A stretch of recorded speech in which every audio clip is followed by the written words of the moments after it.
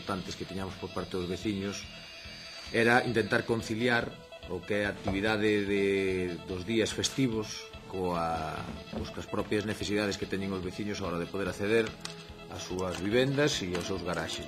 Creo que non se fixo nunca, e eu creo que nesta nova etapa na que é o Centro de Saúde de Codeseda, eu creo que debemos de deixar ben claro, como creo que xa fixemos desde o principio, a nosa postura, a postura do goberno municipal.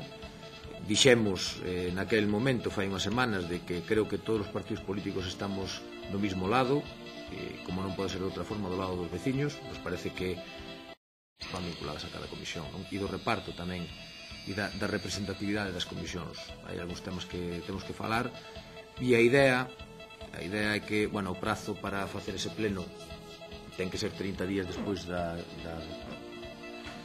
toma de posesión, e a idea, en principio, se non hai ningún cambio, é que teña lugar o pleno na próxima semana. Dous dos tres xóvenes detidos o luns na localidade pontevedresa de Cuntis por unha suposta implicación no crime do embalse do Umia quedaron en liberdade imputados e un terceiro permanece en dependencias da Garda Civil á espera de pasar a disposición xudicial.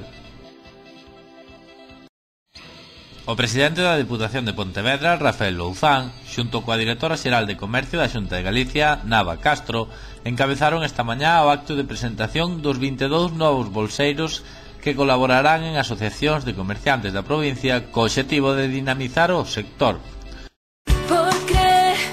Porque sabemos que os electrodomésticos, a telefonía e a informática son unha parte importante da túa vida, elixe Mastercadena, elixe Electrodoméstico Rei.